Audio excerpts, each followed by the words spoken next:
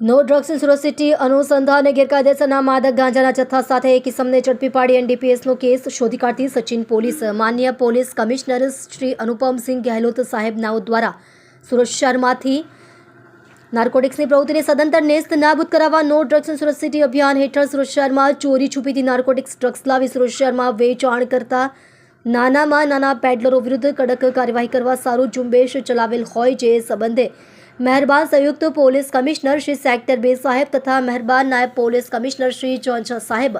તથા મહેરબાન મદદનીશ police commissioner Shri I division સાહેબનાઓ તરફથી અસરકારક કામગીરી કરવા અવારનવાર સૂચનાઓ આપેલ હોય જે અનુસંધાને પોલીસ ઇન્સ્પેક્ટર શ્રી પીએન વાઘેલાનાઓના માર્ગદર્શન હેઠળ તેમજ સર્વેલન્સ સ્ટાફના police sub inspector Shri N D ડામોરનાઓના નેતૃત્વ હેઠળ સર્વેલન્સ સ્ટાફના હેડ કોન્સ્ટેબલ મનસુખભાઈ નારણભાઈ તથા હેડ કોન્સ્ટેબલ જશવંતભાઈ વાઘાભાઈ નાઓને મળેલ બાતમી હકીકતના આધારે સુરત શહેર સચિન નવસર મેઇન રોડ પર આવેલ સુરત સેક્ટર 3માં આવેલ ઝૂંપડપટ્ટી પાસેથી આરોપી મંજીત શિવ બહાદુર પટેલ ઉંમર વર્ષ 26 ધંધો બેકાર રહે plot number 61 room number 13 Sunil સિંહની બિલ્ડિંગમાં ભાડેથી